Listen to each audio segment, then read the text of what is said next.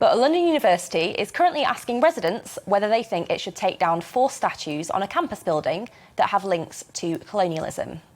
The Goldsmith University launched the public consultation this week on the future of statues, of which include Sir Francis Drake, Cromwellian Admiral Robert Blake and Lord Horatio Nelson. So options currently include retaining the statues with further explanation, altering some or all of the statues, or removing some or all of the statues. And it's the latest development in a succession of calls for the removal of a number of prominent statues across the country.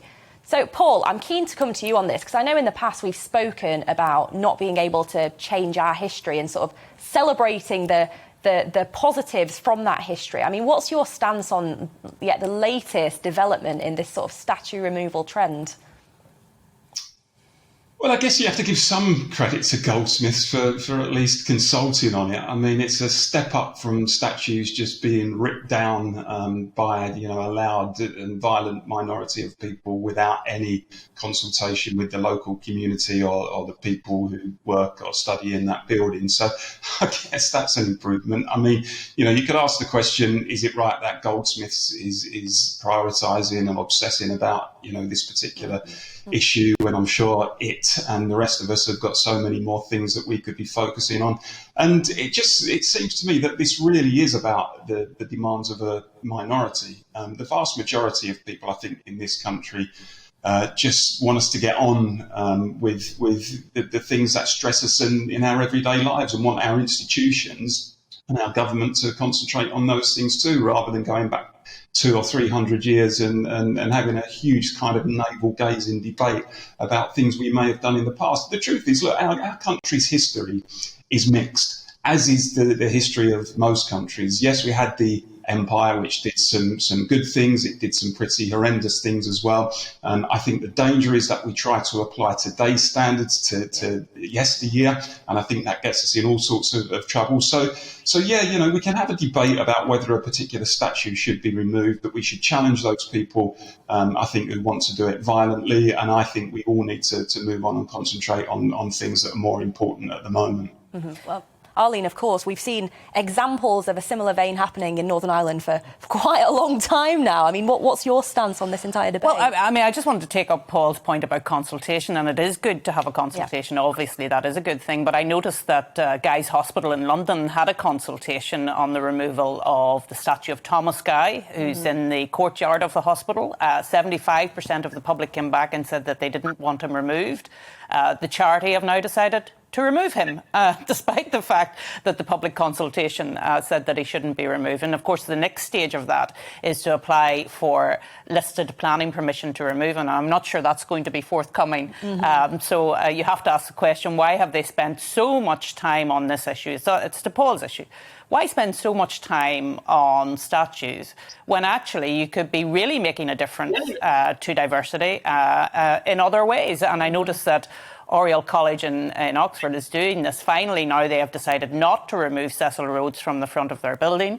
And instead, they're going to look at equality and diversity and inclusion in terms of their policies, instead of ripping down what is part of their history. I mean, this is the reality. People should not be allowed to rewrite history. And I was really pleased this week, I'm sure you noticed it, that there's a new group now, History Reclaimed, has been set up by some very prominent scholars and historians, and they're going to push back on that woke agenda of trying to rewrite history, and I think that's a really good thing.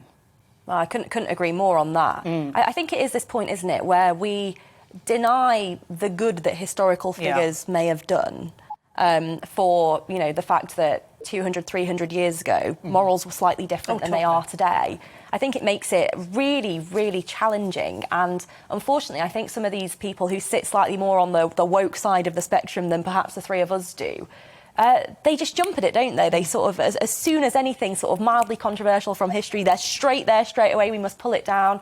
We saw the scenes in Bristol with the statue sort of being pulled into the river. But, like you, Paul, I think it's great that Goldsmith are actually going about a consultation, but again, completely agree with both of you that surely, after the 18 months we have had, there are bigger, far more important things that these sort of organisations could and should be focusing on. And I mean, there's this denial that Britons didn't do anything against slavery. Of course, Wilberforce was the man who brought forward the end of slavery, actually, way before other parts of the world. The UK was involved in that. So I think we need to reflect on the whole story of slavery. Of course, it was an abomination as we look back at it now.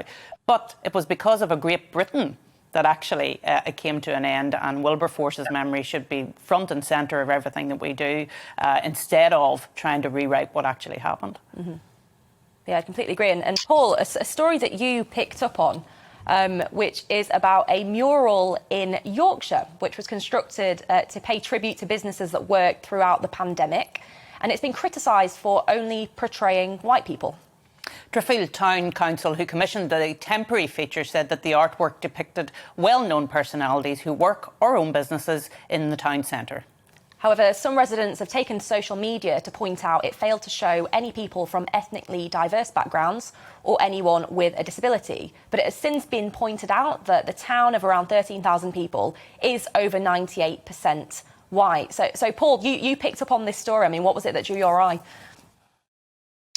Well, just once again, the kind of huge outrage that a well-meaning act, in this case a mural which had been designed to, as you say, pay tribute to shop workers and others locally in the town of Driffield who had got the local community through the pandemic, simply because the faces on it were white. Now, you make the point that, yes, I mean, the town of Driffield, I don't know it personally, but it's apparently around 98% white. So inevitably, the law of averages says that the mural, if it's going to be accurate, will be overwhelmingly, if not exclusively white. And I think Driffield Town Council has come under huge flack as a result of this, and it's kind of fending off criticism daily, all the accusations of being racist and intolerant and tone deaf and this kind of thing. But I just wonder how much we can actually blame, in this case, a council for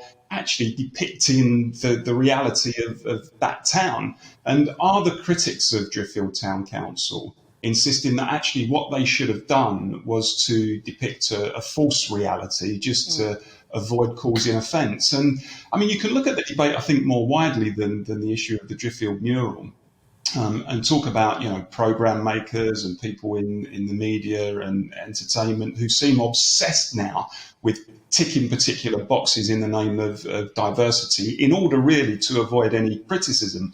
I mean, there was a really interesting Channel 4 study that they carried out a couple of years ago where they showed that in TV adverts, for example, 37% of characters in TV adverts are black. Whereas if you look at the actual figures of black British people, it's down at 3%. So, of course, I think all decent people should say, look, nobody should be held back because of their skin colour. We actually challenge, we absolutely challenge prejudice and discrimination. But to what extent do we expect people in authority, in the arts, in media and entertainment to depict a false reality, a false Britain, in order not to upset people? And I think that's the root of what this story is here. And I think it should be challenged, because I don't think Driffield Town Council ultimately have done anything wrong apart from show their town as it is. Yeah, well, I know Driffield. I used to live in Hull, so I'd occasionally nip over to Driffield for a bit of a wander. And I just think this story, it's a wider problem, Paul, one that we've discussed on this show a few times. And I think it is how this sort of metropolitan, woke, liberal elite is so far detached from small towns anywhere outside this sort of southeast bubble. I mean, for Driffield Town Council, this will have been a celebration of local people who really went above and beyond. Sad, actually. I think that's really sad, because they wanted to have a celebration. Absolutely. And it's now turned into a negative story. And it's been completely taken over by this woke liberal elite who perhaps need to venture north of the M25 to actually see what life is like outside of it. Yeah, absolutely. So we have some... sorry, Paul, did you want to say something else? I was just going to say, we should ask, I think, of people, whether it's our politicians, people in the media and so on, is to reflect Britain as it is. I don't think that's a crime to reflect Britain. I mean, I remember, for example, watching the film Notting Hill with Hugh Grant 20 years ago. It was set in Notting Hill, which is a very ethnically diverse area. And I don't think there was a single black character in the film, which, of course, is equally ridiculous, because that depicted a false reality. But, again, I say that we should not criticise people simply, in this case, for reflecting their town as it is. We're all in favour of challenging prejudice and discrimination, but we've got to stop obsessing about it, because I think it runs us into all sorts of trouble and internal divisive debates in this country, which we can do without.